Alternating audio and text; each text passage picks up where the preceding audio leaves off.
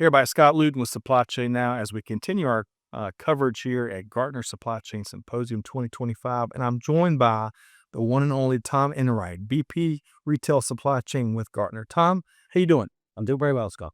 Wonderful. I've been reading your coverage and analysis for years. Great to finally meet you in person. Well, it's always good to know that someone's reading it. So that's great. All right, so let's do this. I want to. Some people may not know this about you. I'm kind of known for my fun warm up questions, right? And I understand you've rediscovered your passion for golf. How's that? So how are you upping your game these days? Well, I'm just playing more regularly for a start. I've joined a club. I only play every Sunday, but at least it's in the diary. I'm building up some patterns. I'm getting better. Committed. Yeah. I bought equipment, which helps, which is incredibly expensive compared to the last time I bought it. Yeah. So I got myself a nice shiny set of clubs. I've got old gear. I'm taking lessons and Oh, lessons too. committed to it. Everyone needs lessons. Yeah, I completely agree with you. So let me ask you this: in this new modern era of the Tom Enright golf experience, what's been the last shot that will keep you coming out for the foreseeable future? The last shot. Yeah, last good shot. When you Yeah. stick something a foot from the hole, from 120 out or something, or maybe further. There was one actually last week. I was a really difficult lie out of the rough, about 100 yards to the green, stuck it to within about a foot. Nice. Doesn't happen that often. May never happen again, but it happened last week, so that's good. That'll keep you coming back forever. Well, supply chain needs a lot more of those shots. And the good news is, hey, it's the golden age of supply chain tech. More on that as we continue our coverage here at Gartner. But we want to talk with you, Tom, about one of my favorite topics, returns and management. Now, I've got a dear friend that's been in the reverse space for a long time, and he calls it the dark side of supply chain because it's been so invisible for so long. Mm-hmm. So I am celebrating that reverse and returns management is getting more attention, it's getting more investment, it's getting more technology, and all that's good, in my view, for global supply chain. So when I ask you, beyond volume itself, and when I talk about volume, the NRF data says that in 2024, $890 billion in returns just for U.S. retailers is what we had in 2024, and that's 15% higher than in 2023.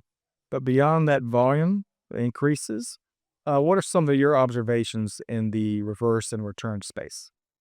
So I'm pretty critical of the way the industry have managed returns. I'm on record as saying that they've been asleep on the job for the last 2 decades in many ways. And a lot of it was because return increase was viewed as a byproduct of e-com growth. We've known for years that e-com orders are more likely to be returned than store orders. And so if my e-com business is growing, my returns are growing. And people kind of said, we just have to accept that. Right. What's happened is that since COVID, when you again expect a big increase in returns, those numbers have continued to go up. So we're not coming down to anything close to 2019 levels. The figure you quoted, 890, that's about 17% of returns. That number was 10% about 5 years ago. That's a 70% increase in volume. In terms of what we as consumers are sending back has gone up by 70%. Mm. The issue is that because the industry has been asleep on the job, only about 40% of companies have a head of returns management. And so very often there isn't anybody to tidy the whole thing up. And where a lot of these roles do exist, they tend to be warehouse-based. Yeah. So I'm the head of returns management. I'm going to make sure we process this stuff as quickly as possible. Where we're now seeing slowly companies starting to pivot is saying, I need to find out a way to prevent this stuff happening in the first place. So this processing versus prevention balance has been heavily towards processing in the past. And now we're seeing some new software companies coming in, doing all of the analytics around prevention and trying to develop kind of course-correcting actions that says, if you solve this problem, consumers will keep X amount more of the product. Yeah.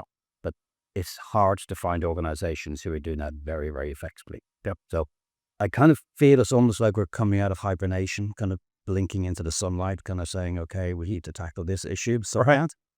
But a lot of companies are still trying to figure it out. Your last response could be a whole podcast series. I wish we had a couple hours with you, Tom. But what I'm hearing you saying is, amongst other things, is we're creating focused titles at the executive level.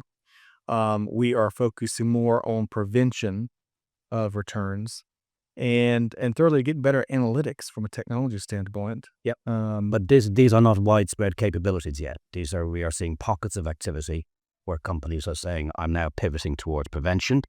We're seeing pockets of activity where the analytics is coming in. But in the industry-wide level, this is still an increasing problem that isn't effectively being tackled. and we're still half asleep at the wheel, yeah, maybe 3/4 At least. Okay. All right. So beyond those items, for those leading organizations that really have a much different approach, a true optimized approach, beyond those three things, what else are they doing to make better gains and move the needle more on overall returns management? So trying to increase the rate of reselling a return at the original price, because basically a return is a failed sale. And when it comes back into the distribution center, it still has the same capability of extracting full margin than when it first came in from the supplier. Yep. But that lead time needs to be really short, because for every day that activity doesn't take place, that's a less day I can sell it. So speed around decision making, speed around understanding why things are coming back, that's a really key thing. But I go back to my 40%. If there's only 40% of companies have a head of returns management, the rest don't even properly have processes to manage returns. And we talk to companies all the time who will say things like, our warehouse staff can only focus on one big thing at a time, the most important thing. And so we're talking about launching the new season, we're talking about outbound, we're getting stuff out the door. When things calm down, we can tackle returns. And that's been an age-old issue for a period of time. So really it's around developing those reverse capabilities so that return product is viewed just as valuable as inbound product, and getting it back through that warehouse, back through the stores, and back out again. So if I'm hearing you right, we've got to develop more of an organizational wherewithal to truly approach the velocity at which we can um, uh, get past the failed sale and recapture as much of that value as possible when it comes to returns. Is that right? It's basically viewing a return product as being equal to a new product coming in. Yeah. Because basically it's going to be coming back in within 30 days of its original sale. So for the vast majority of product, that's still a viable product in the assortment. I can still sell it. But that balancing the importance of the two things is really key. Yeah. Well said. Um, I wish we could stop our conversation now, and that was the entire challenge as it relates to returns management. But the game continues to get more complex, and I want to talk about returns fraud that is increasing, feels like by the hour, from unintentional fraud to what some folks call friendly fraud. I don't know how friendly that is, to outright criminal syndicates that are really figuring out how to make a lot of money from more systemic fraud. How do you see retailers responding, trying to prevent and tamp down this growing risk? That's an even less mature capability than managing returns, because if you don't have a head of returns management, guarantee you're not going to have a head of returns management fraud. So the best processes right now are to try and tackle kind of the in-store returns process, because that's where most of the fraud can be intercepted, right? Because people are bringing back old trainers in a new trainer box. They're bringing back a product that's got a different price ticket on it compared to the one that was bought, so they get more money back. These are things that processes can get through.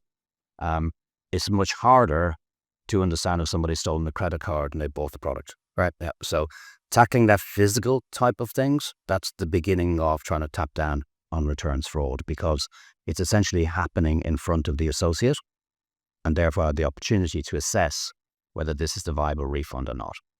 So it's a store, and this is part of the supply chain thing, because CSCOs don't run store operations, the vast majority of companies, and so they're having to influence the store operation team to make that right decision around the processing piece. Yeah. Because the issue, and we had an example of a consumer electronics company a while back who got hit by an organized crime gang, bought loads of laptops, took out all the motherboards, send all the laptops back. You're not going to open the back of a laptop when you're in store. Right. And of course, some of those laptops got resold to a second person who said this thing doesn't work. That's much more difficult to understand. But again, you can look at analytics and you can say, how come we've had this unexpected spike in sales of these laptops? What's caused that? Nothing in particular. This could be returns fraud. Therefore, when this model is brought back in, we need to treat it in a slightly different way. So vigilance, and I've written around this recently, vigilance and process adherence are the two key things that can try and prevent this. Because the advantage of returns fraud, it's a very slow speed activity.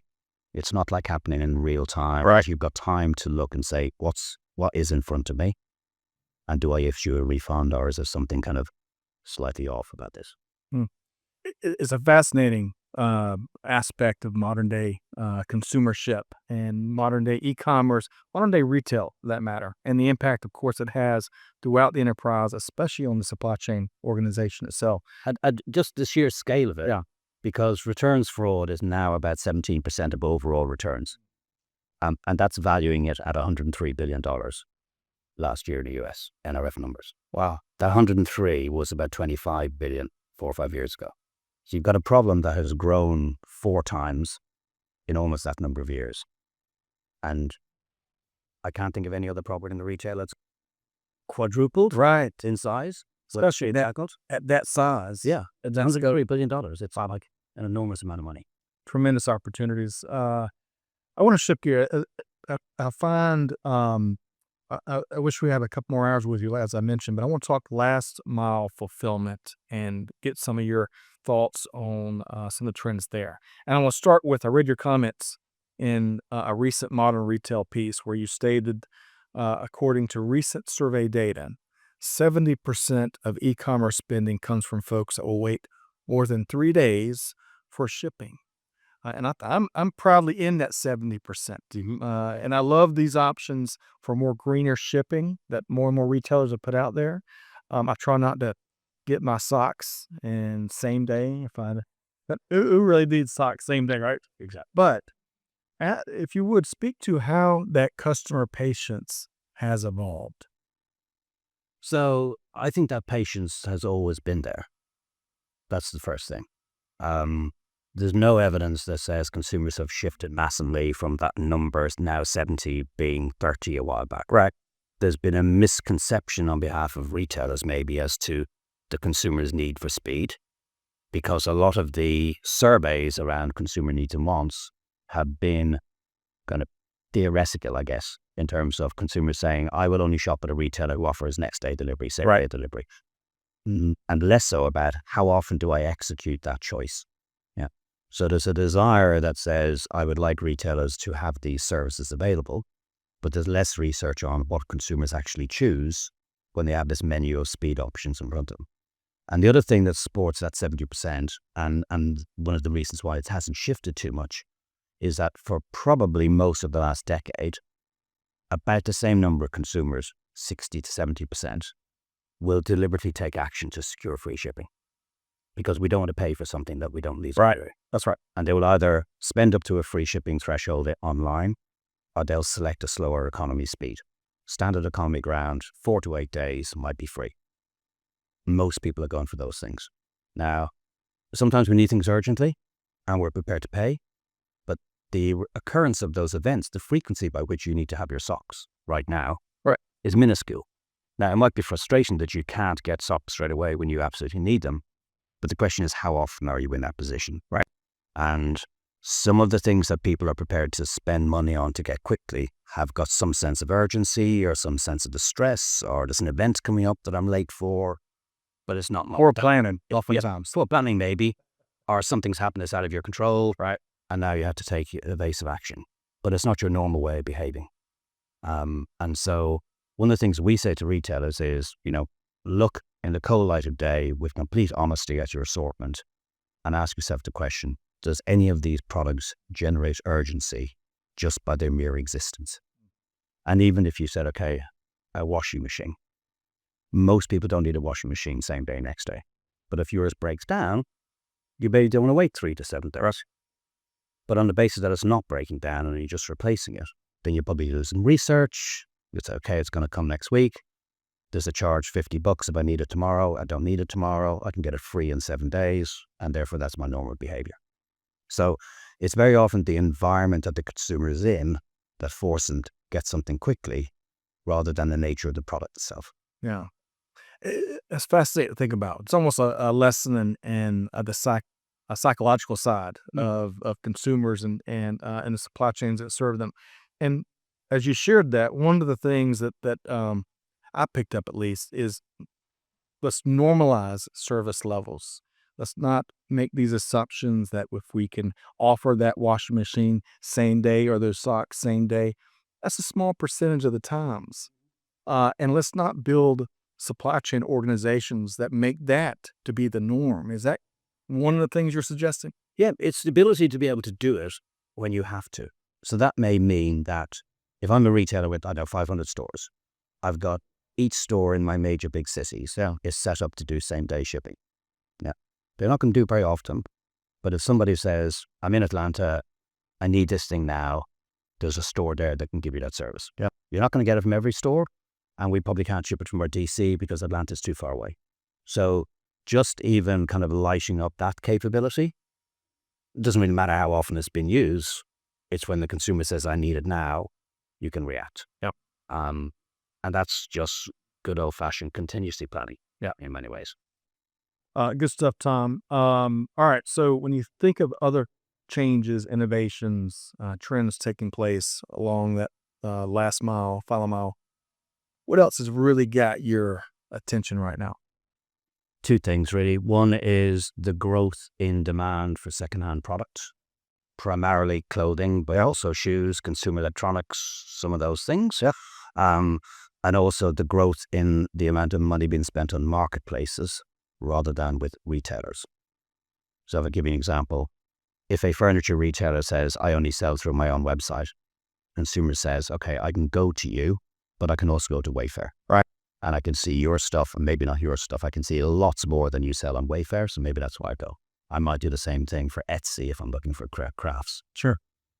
If you're thinking about secondhand products, one of the stats that's come out recently is that as a result of recent tariffs, the idea of buying secondhand is now more appealing to consumers because that product's already been imported and it already exists. So we're seeing more and more people. In fact, secondhand fashion is growing at something like 5 times the rate of the general apparel market. And it's not just Generation Alpha or Generation Z, it's pretty much all generations are to some degree saying, I don't see the need to buy new stuff all the time. Levi's have got a dedicated secondhand website. Love that. And so they're tapping into that consumer need. And it's not all about tariffs. It's also around, I want to refresh my wardrobe more often. I want to get some money back from the things that I bought in the past. I don't want to throw things into landfill prematurely. So there's a whole bunch of factors that are driving that secondhand market. And Tom, all that's good news to my ears for sure. And tying that back to your thoughts around returns management and protecting that value, that's hopefully a trend that will encourage more organizations to develop their organizational wherewithal from leadership to processes to tap into that so we can, which not only would serve the customer and serve that growing re-economy interest, but also as a global industry, it'll help us move the needle more on how we approach returns and hopefully reduce waste and a lot more stuff. All of that stuff. Yeah. And the thing is, those two things are tied together, returns and resale. Yep. Because if you're not strong on managing returns, you're not going to be very good at managing resale because a lot of both of those things go through the same process. They're coming back into the warehouse, need to be inspected, they need to be received. Someone needs to determine what's going to happen to this product. Does it go back into stock? Do I send it to the manufacturer? So you're making those choices for returns. Now the resale pops up and you're going, this is a second-hand item. Can we resell it? Does it go to the manufacturer? Do we give it to someone who's going to strip down the fibers and turn it into animal bedding or whatever that may be? So the foundation for being good at resale is for being good at returns. Yep. You just simply can't do one without being good at the other. Yeah, Tom, I have suggested this a couple times in our long-running show. Had a great experience. It's probably been about 10 years or so now, where I toured a returns processing center for a big U.S. retailer. At the time, they had 3, and now I think they've got 4 coast to coast. Putting eyes on their tidal wave of returns, and at its peak, at just one of their 3 centers at the time, They were processing almost 400 tractor trailers full of returns in a week. In a week, and I was at at the processing center when one of the trucks came in, and it's almost like the store lifted it up and just poured returned merchandise and just sent it back. Yeah.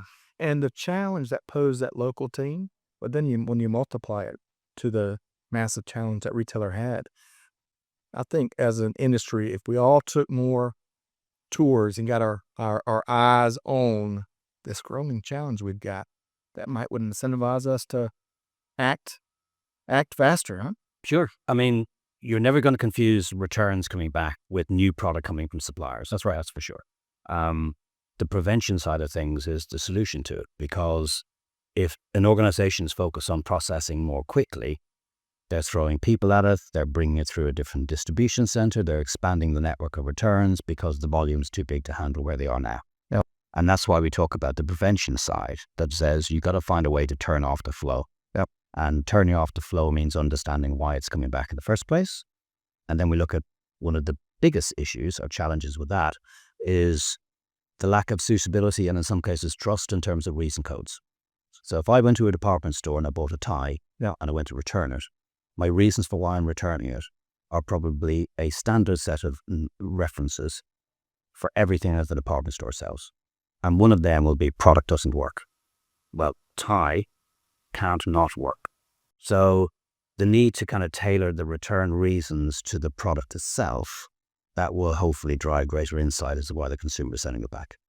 So we've seen some retailers who've got a single, one of their reason codes will be too big or too small. Tells me nothing about why it's coming back. So that's the beginning of all of that. But I'll go back to my 40% thing. If 60% of retailers don't have a head of returns management, that's probably 60% who weren't looking at their reason codes. Yeah. And so the problem carries on.